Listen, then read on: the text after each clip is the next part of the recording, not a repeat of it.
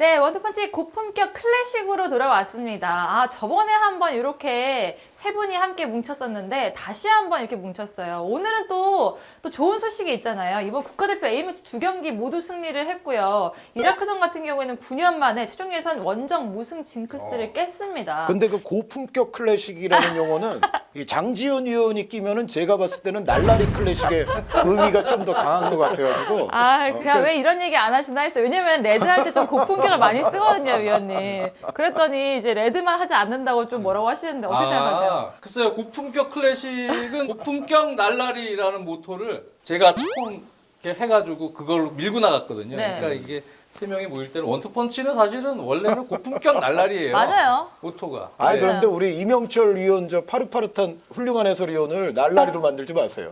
저도 하나 만들어야 되는 거 아니에요? 괜히 고품격 물들이지 마세요. 날라리. 너 물들이지 마. 전 파릇파릇 하겠습니다. 파릇파릇. 네. 여러분들 고품격 날라리 파릇파릇 클래식 시작해보도록 하겠습니다. 좋습니다. 나름 괜찮습니다. 근데 지금 두 분이 모르시는 게 있는 게 이명철 해설위원이 예의를 갖추는 사람인 게 혼자서 하실 때 그린이나 옐로우 같은 경우에는 되게 좀 젊게 입고 오세요. 근데 두 분이랑 같이 할 때는 뭔가 이렇게 고품격으로 뭔가 클래식하게 입고 오는 게 신발도 있어요. 멋있어요. 로퍼요. 네. 이걸 이렇게 신고 있습니다. 전혀 이렇게 느낌이 다르게 입고 옵니다. 그건 다 두 분을 예우하기 위한 또 이런 의상이라는 거 또 기억을 그 해주시면 너는 왜 이렇게 예의가 없니? 그런데 뭐가 이거? 너 좀 예우를 해 좀. 그쪽은 날라리를 담당하기 안정이요. 때문에 정말. 알겠습니다. 이렇게 고품격 날라리 파릇파릇과 함께하는 클래식 한번 그럼 본격적으로 시작해 보도록 하겠습니다. 아까 말씀드렸다시피 지금 이라크전을 좀 얘기하려고 저희가 모였어요. 3대0 굉장한 쾌거를 이뤘죠. 결과적으로 최종 예선 단계에서 가장 큰 대승이었죠. 네. 내용도 사실 체력적으로 사실 쉽지 않은 일정이었음에도 불구하고 선수들이 최고의 경기력을 보여줬었고 무엇보다 또 반가운 거는 정우영 선수가 골을 넣었어요. 그러니까요. 작은 정우영 선수가. 물론 큰 정우영 선수 활약도 좋았지만 그리고 경기 후반에 정우영 선수를 비롯해서 교체도 많이 작동이 됐어요. 그래서 전체적으로 뭐 여러 가지 뭐 마음에 드는 점이 한두 가지가 아니었고 손흥민 선수가 또 두 번 페널티킥을 차서 A매치 30골을 두 번을 넣었죠. 네, 기록을 세웠어요. 네, 좋은 일이 참 많았다. 그리고 현실적으로 지금 3위와 승점 차가 8점이 됐으니까 이제 1월 말 2월 1일 이렇게 1월 말 2월 초에 우리가 두 경기를 더 하게 되는데 그때 결정이 될 수 있을 것 같아요. 충분히. 왜냐하면 예를 들어서 3경기 남은 상황에서 우리가 3등과 10점 차를 벌이게 되면 이거는 뭐 산술적으로 안 되는 거 아닙니까? 그런데 그것이 이제 다음 1월과 2월 초에 있을 경기 첫 번째 경기에서 그 상황이 올 것이냐 아니면 이제 두 번째 경기에서 그 상황이 올 것이냐만 남았지 제 생각에는 이제는 거의 한 9점 한 5분 능선까지 왔다고 해도 과언이 아니고 그렇게만 만약에 된다면 이후에 이제 우리나라로 이제 이란을 불러들이게 되고 또 이제 아랍에미리트와 한 번 경기가 있는데 뭐 이란은 말할 것도 없고 뭐 아랍에미리트도 나쁜 팀은 아니기 때문에 이 두 팀과의 경기에서 우리가 그 이전에 확정을 짓고 나서 팬들이 또 많이 바래왔던 여러 가지 또 선수층을 두텁게 만들 수 있는 실험 같은 것도 물론 이제 이란을 상대로 좀 이기고 싶긴 하겠지만 그럼에도 불구하고 그때는 조금 더 그래도 다양한 실험이 가능할 것도 같거든요. 그래서 지금 상황은 우리가 너무 좋다. 네. 그러니까 뭐 방송 길게 할 필요는 없을 것 같아요. 오늘은. 네, 말씀하신 대로 승점 3점만 따게 되면 이제 본선 진출이 확정이 되거든요. 이게 또 원정이기 때문에 더욱더 좀 의미가 컸던 것 같아요, 이번 승리는. 그렇죠. 뭐 지금 정순주 마님께서 아까 9년이라 그랬죠. 네. 그러니까 그동안 월드컵 예선 원정 때 얼마나 못한 거예요? 우리가 9년 동안. 계속 네? 고생을 했잖아요. 그러니까 2018 두 월드컵, 번의 월드컵 2014 예선이잖아. 월드컵 예선을 다 고생해서 올라갔어요. 우리가. 그런 부분을 봤을 땐 사실 이번에 벤투호 최종 예선 단계에 진입했을 때 1차전부터 이제 6차전이 끝났잖아요. 근데 초반에 사실 걱정했던 것보다는 이번에 2연전 아랍에미리트 이라크전은 이렇게 조금 마음 편하게 물론 뭐 아랍에미리트전은 경기 내용은 매우 좋았지만 네. 한 골 차이였기 때문에 조금 마지막까지 심적으로는 아슬아슬한 부분은 있었지만 그래도 경기 내용적으로 보면 아랍에미리트와의 홈 경기는 제가 봤던 근년에 뭐 브라질 월드컵, 러시아 월드컵 예선 때 합쳐서 봐도 거의 뭐 베스트에 들어갈 정도의 좋은 경기 내용이었어요. 이라크전은 최근에 이렇게 대표팀 경기를 편하게 본 적이 있었나? 맞아요. 생각이 들 정도로 지지 않을 것 같다라는 확신이 들었던 경기예요. 우리가 완전히 경기를 지배했고 그냥 뭐 프리미어리그로 치면 맨체스터 시티와 하위권 팀과의 경기를 보는 느낌처럼 되게 상당히 안심하고 경기를 본 상당히 오랜만의 경기거든요. 그 첼시는 별로 안심할 만한 경기가 많지 않은가 보죠? 제가 첼시 아니 뭐 예를 굳이 뭐 맨체스터 시티 예를 들어 지금 첼시 얘기하면 또 뭐라 그럴까 첼시 봐. 1등이잖아. 네. 네. 그러니까 제가 첼시 팬인 거 너무 겸손의 표정. 티내면은 또 그러잖아요. 그러니까 이제 소리 소문 없이 아스날 올라오고 계신 거래. 올라오고 계십니다. 올라오고 계신 거래. 상위 리버풀이 위협을 받고 있기 그러니까 때문에. 딱 네. 지금 황 의원님이 아스날 얘기했지만 아르테타 감독하고 비슷한 거예요. 근데 지금 벤투 감독이 느낌이 그렇잖아요. 안정세로 점점 올라오고 있다. 안 돼 이거 막 이러다가 지금 보니까 오 이제는 아르테타 감독, 벤투 감독처럼 이제는 괜찮아. 우려했던 것보다도 조금 빠르게 올라오고 있고 문제가 됐던 부분들 뭐 해외파들 우리나라 원정 와서 컨디션 저하 문제 뭐 여러 문제 걱정 많았잖아요. 뭐 그 이후에 뭐 여러 문제 빌드업 전환에 대한 문제 너무 느리다 빌드업이 뭐 너무 쇼패스 위주다. 근데 그런 것들 다 어느 정도는 이제는 우리나라 특성에 맞게 절충점들을 지금 찾는 그런 과정에서 선수들도 이번에 보면 제가 보면 이제 그런 축구들 압박도 좋았고 전환도 상당히 선수들이 빠르게 하려고 그러고 또 롱볼 해줘야 될 때 안전하게 클리어링을 해야 될 때 또 빌드업 시에도 또 미드필더들이 정우영 선수 도와주는 움직임들 왕성하게 나가주면서 선수들이 빨리 여러 무브먼트를 또 가미하면서 움직이는 문제들이 보면은 또 선수들이 체력적으로 준비가 돼야 되는데 이번에 저는 벤투 감독에게도 박수를 보내지만 네. 선수들에게도 저는 박수를 진짜 보냅니다. 네. 선수들이 준비를 상당히 잘한 것 같아요 이번에. 그래서 그 어떤 벤투 경기 때보다도 선수들이 정신적으로나 육체적으로나 준비를 잘하고 나온 경기가 아닌가 그런 생각이 들어서 매우 기분이 좋았습니다. 장 의원님이 말씀하신 것처럼 안정화라는 얘기를 했었는데 이 패스 성공률이 이번 경기에서 80% 정도를 넘었다고 하더라고요. 근데 그 전 경기만 봐더라도 그러니까 그 전에 좀 얼마 전에 경기만 보더라도 성공률이 정말 저조했었거든요. 근데 어떻게 이렇게 바뀌었는지 모르겠어요. 이번 경기도 80%가 아니고 거의 89%, 90% 네. 정도가 거의 가까이 되거나 넘었겠죠. 저는 그렇게 봤었거든요. 물론 상대가 1차 압박을 강하게 들어오진 않았지만 그럼에도 불구하고 우리가 그만큼 롱볼을 자주 섞음에도 불구하고 상당히 좋은 네. 그러한 조직력을 보였죠. 네. 일단 9월, 10월, 11월 세 달 연속으로 A매치를 연거푸 치르면서 선수들 간의 조직력이 더 잘 맞춰질 수 있는 좋은 상황이었다고는 생각이 들어요. 경기를 거듭할수록 특히 이 최종 단계라고 볼 수 있는 11월에 확실하게 완성된 모습을 우리가 좀 보지 않았나 싶고 그래서 11월 A매치를 통해서 우리 대표팀에서 보았던 경기력은 벤투 감독이 그동안 가장 이상적으로 생각했던 그림에 가까웠던 경기력이 아닌가.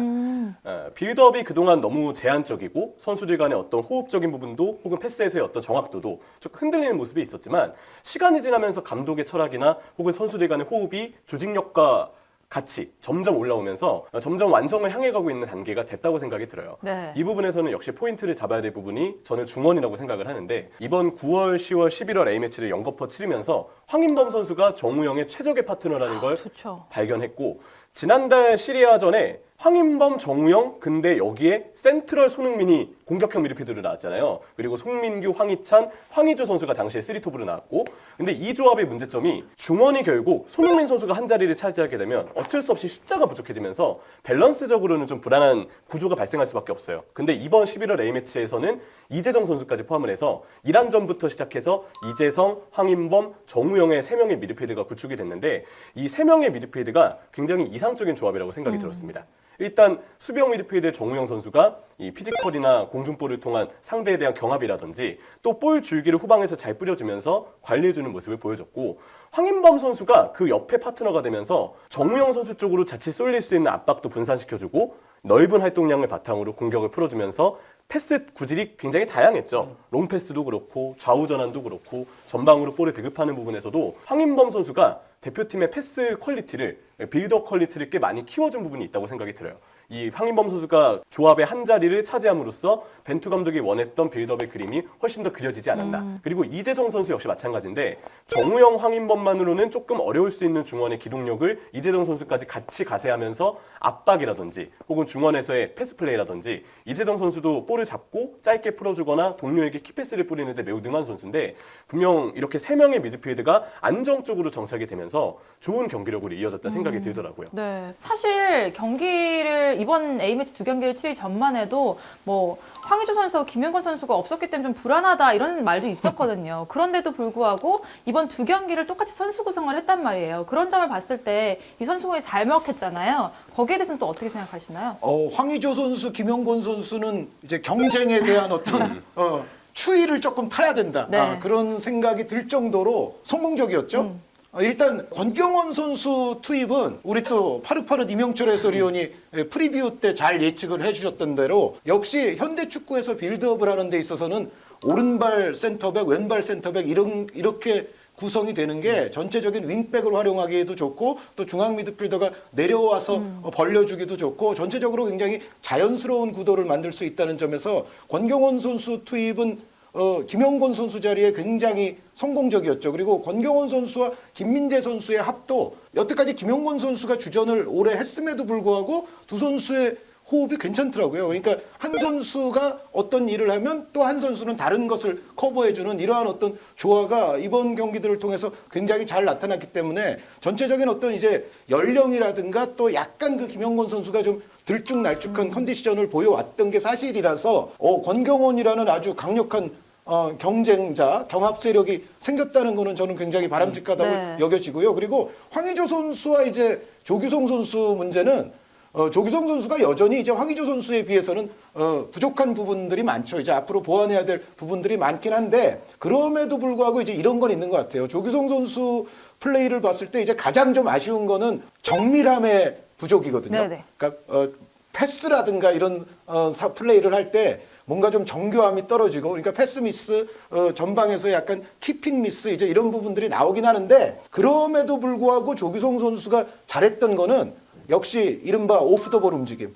볼이 없는 상황에서는 공수양면에 있어서 굉장히 영양가 만점의 움직임들이 많아요. 그러니까 예를 들어서 작은 정우영 선수가 그 손흥민, 황희찬의 양보를 받아서 멋진 골을 터뜨렸던 그 장면만 하더라도 조규성 선수가 사실은 그 이라크의 수비수들을 끌고 약간 분산을 시켜준 플레이가 있어요. 네네. 그러니까 손흥민, 황희찬도 잘했지만 그리고 정우영의 마지막 킥도 아주 좋았지만 조규성 선수가 분명히 그 장면에서도 가장 대표적으로 역할을 했거든요. 그러니까 전체적으로 조규성 선수의 플레이는 본인의 정교함은 분명히 떨어질지언정 주변 동료들을 위한 공간 창출이라든가 또 주변 동료들을 위해서 수비를 끌고 나가는 그런 플레이라든가 여기에 또 이제 상대가 볼을 지녔을 때는 또 강인한 압박이라든가 이런 플레이들은 또 조규성 선수가 상당히 좋기 때문에 어떤 면에서는 황의조 선수와는 또 조금 다른 면에서 주변 동료들을 위해서 기여를 해줄 수 있는 부분이 이 선수가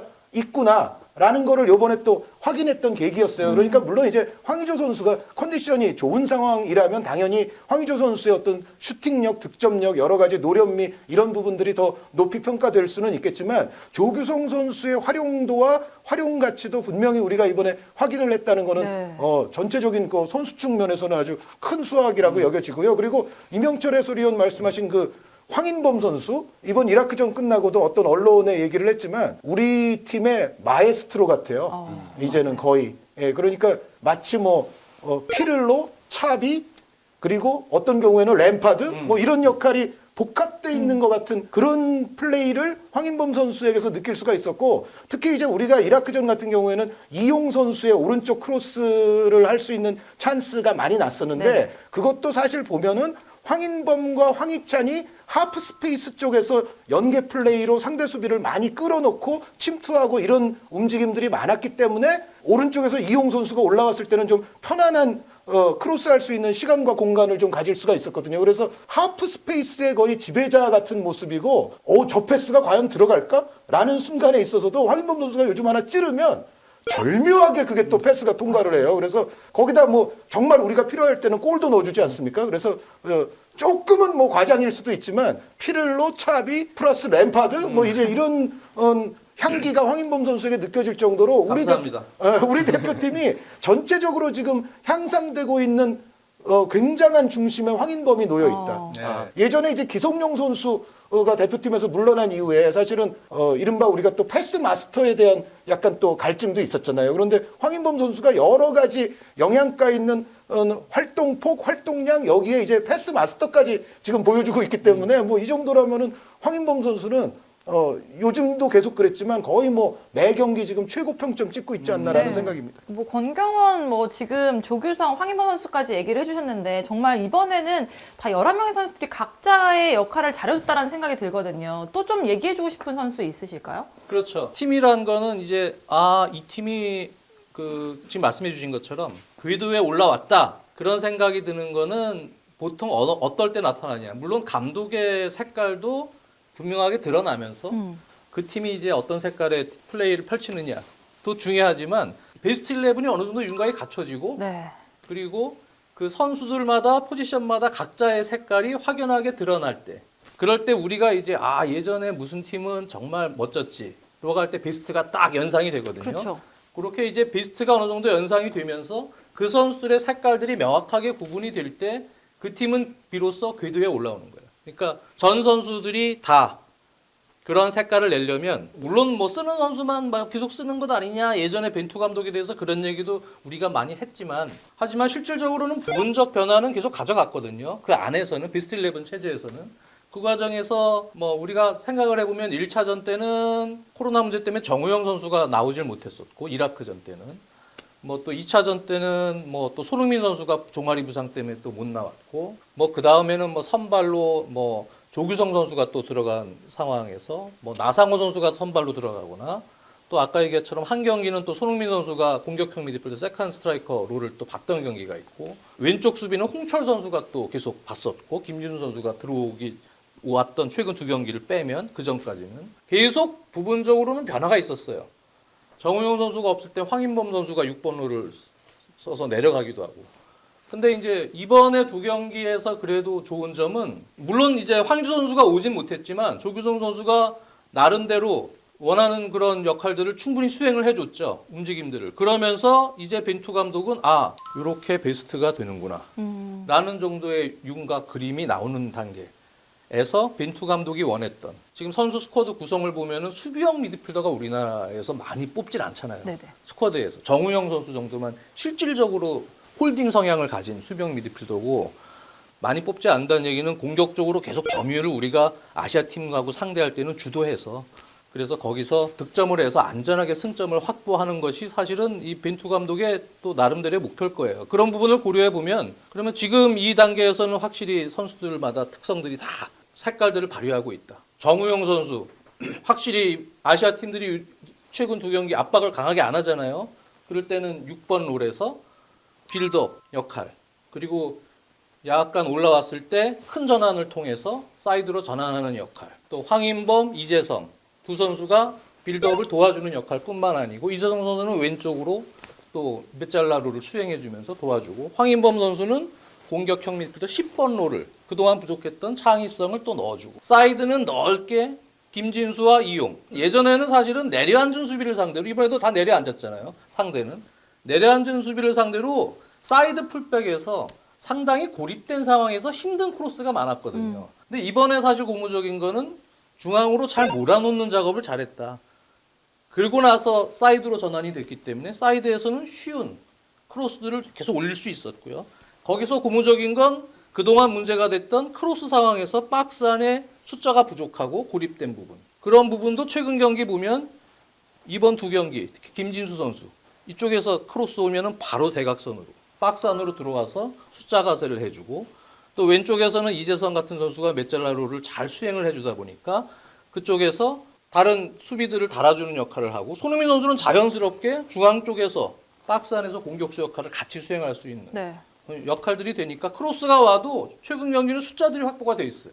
상당히 고무적인 부분이죠. 그동안 역대 벤투 최종 예선부터 그 전 단계까지의 경기 내용들을 봤다면 이 부분은 상당히 많이 발전한 부분이에요. 맞습니다. 지공 상황에서 상대가 내려앉은 수비를 상대로 우리가 풀질 못하던 과거의 상황들을 고려해 볼 때는 그리고 또 하나는 이제 그런 팀을 상대로 할 때는 상대가 가끔 올라올 때 내려앉은 수비를 상대로 할 때는 골 넣기 쉽지 않으니 올라올 때 역습이 좋았어야 되는데 역습이 또 좋아지고 있어요. 네. 고무적인 것은. 네. 이번에 마지막 골도 역습 과정에서 선수들이 그래도 팀 플레이를 해주면서 골을 넣었지만 하나하나 지금 안 되던 것들이 많이 좋아지고 있어요. 지금 이 체계에서 뭐 조규성이나 또는 뭐 권경 같은 선수는 경쟁 체계가 또 김영권, 황의조와 생겼지만 이 체계에서 부분적 변화만 이렇게 잘 가져가면서 선수단들이 스스로 컨디션 관리만 잘 한다면 그러면 뭐 지금 이 최종 예선 단계는 무난하게 네. 한 7차전, 8차전 선에서 끝나지 않을까. 확정을 짓지 않을까. 그리고 이제 본선 준비해야죠. 본선은 이제 경기 컨셉을 좀 바꿔줘야 되니까. 말씀을 듣다 보니까 이 선수들이 합이 맞춰지고 있는 긴 프로세스의 과정이다라는 벤투의 감독 말이 어느 정도 좀 수긍이 되는 것 같기도 하고요. 사실 그동안 많이 거론했었잖아요. 뭔가 플랜 A에 대한 의구심, 뭐 빌드업 축구에 대한 의구심들이 있었는데 그런 것들이 좀 타파됐다고 볼 수 있을까요, 이번에? 일단 뭐 빌드업 축구라는 어떤 기틀 자체는 그것 자체가 잘못된 건 아니니까. 분명 패스를 풀어나오는 과정에서 우리가 이번 11월 A매치를 통해서 얻을 수 있게 된 어떤 특징은 짧은 패스만이 아닌 긴 패스도 적절히 섞어가면서 상대의 대응 방식에 따라서 우리가 후방에서도 유연하게 대처할 수 있는 옵션을 가져왔다라는 부분인 것 같아요. 일단 후방에서는 패스 구질이 다양해지면서 상대가 어떤 플랜을 짜오건 압박을 강하게 하건 혹은 그렇지 않건 물론 여기에 대해서는 조금 더 검증이 필요하긴 할 겁니다.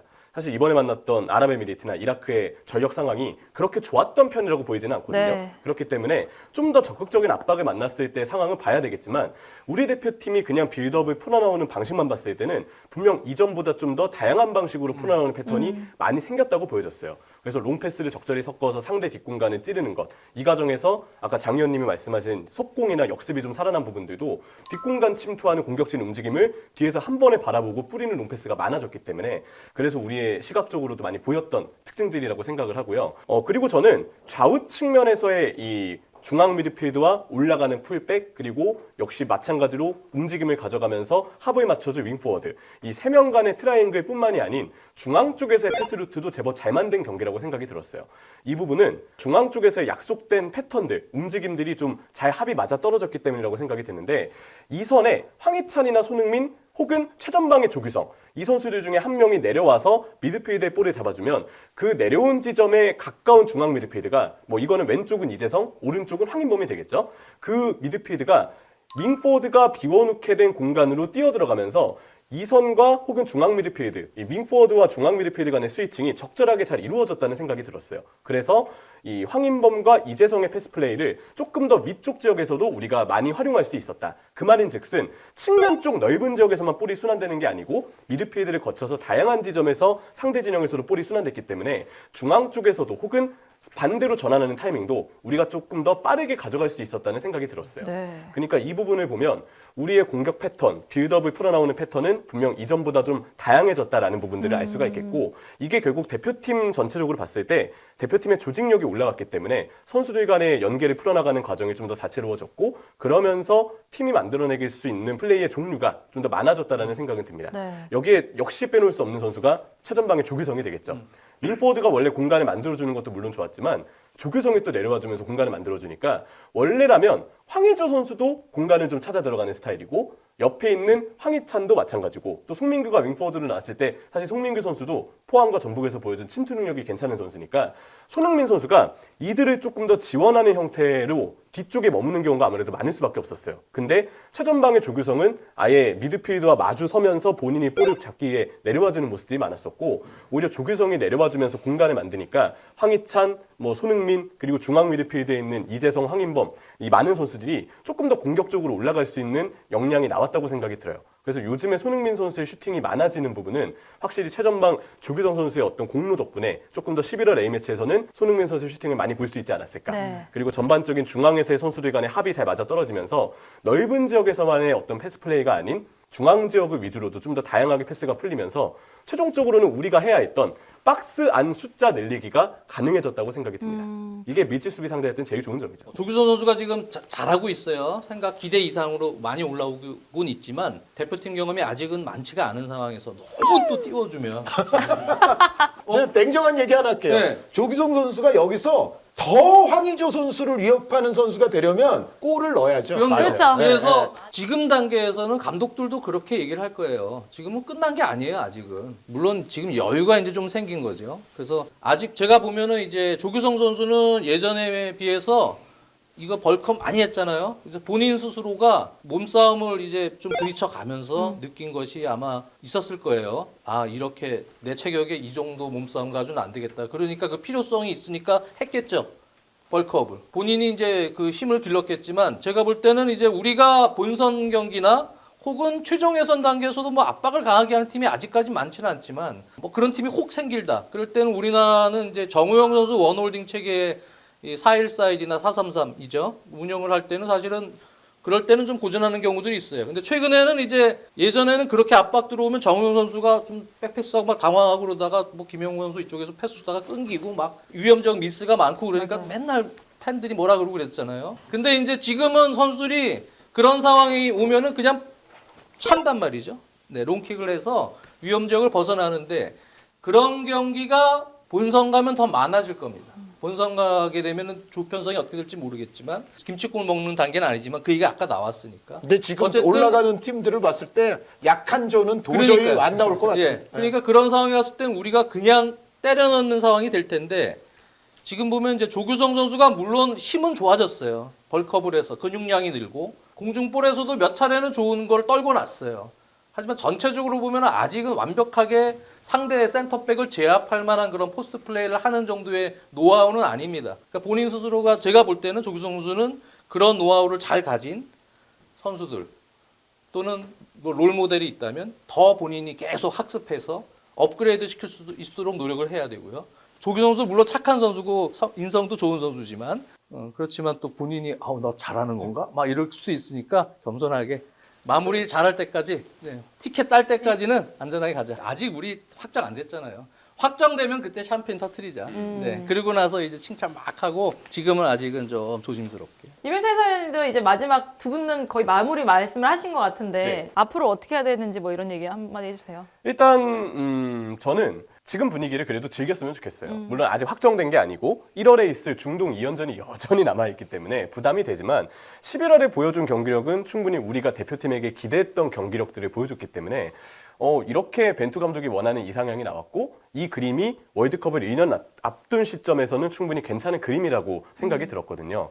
이제 여기서 우리가 주전 베스트 11뿐만이 아닌 정말 월드컵 본선을 앞두고 있었을 때 정말 그런 일이 결코 있어서는 안 되겠지만 부상자가 발생한다든지 우리의 전력에 어딘가에 누수가 생길 수도 있잖아요. 그런 부분들을 앞으로 1년 동안 월드컵이라는 대회를 준비하면서 우리 벤투호가 어떻게 그때그때 플랜 B를 마련할 것이냐.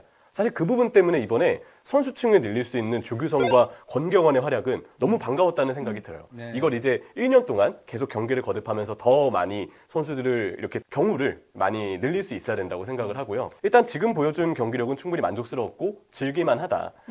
그래서 이 대표팀에 계속해서 발전하는 모습을 좀 기대하고 싶다는 얘기를 하고 있습니다. 네, 사실 벤투 감독에 대해서도 정말 좀 여러 가지 말들이 많았어요. 팬 여러분들도 그렇고. 그런데 이번에는 또 이제 잘 하고 있으니까 또 팬 여러분들도 이제 점점 더 신뢰를 하는 것 같거든요. 계속 잘해야죠. 네. 네. 하지만 아직 끝난 거 아니니까 벤투 감독님도 아직까지는 저 긴장의 끈 놓지 말고 마무리를 좀 잘 지었으면 좋겠습니다. 네. 벤투 감독 저 김판곤 위원장과 네. 제가 같이 찍은 그 벤투 감독의 프로액티브 풋볼에 대한 영상이 대한축구협회 판 영상이 있으니까 그거 한번 보시면 좋을 것 같습니다. 네, 알겠습니다. 확실히 지금 본선 진출까지 4경기 남았습니다. 얼마나 빠르게 진출할 수 있을지는 두고 봐야 될 일이고요. 저희가 말씀드린 것처럼 지금 분위기는 즐기되 너무 앞서 나가지도 않고 너무 겸손하지도 않게 이렇게 잘만 해나갔으면 좋겠다라는 생각이 듭니다. 4경기 남았으니까 또 빠른 시일 내에 본선 진출되면 또 클래식으로 A매치 얘기를 재밌게 나누기를 한번 기대를 해보면서 여기서 마치도록 하겠습니다.